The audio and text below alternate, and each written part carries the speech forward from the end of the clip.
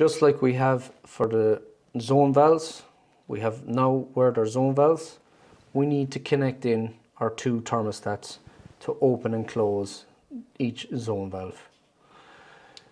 We go and find our two connections, again reading off this and the top label.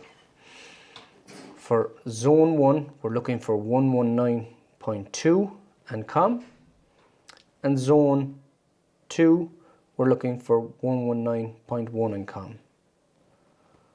So zone 1 is always 119.2 and COM.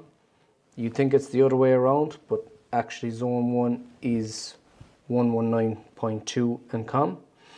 So again, zone 1 is on the orange, so we find our orange, which is the second one in from the 1, 2, that's 119.2, push in, and we have a common directly beside it. Push in. These have to be volt free, so the stats have to be a volt free switch back in.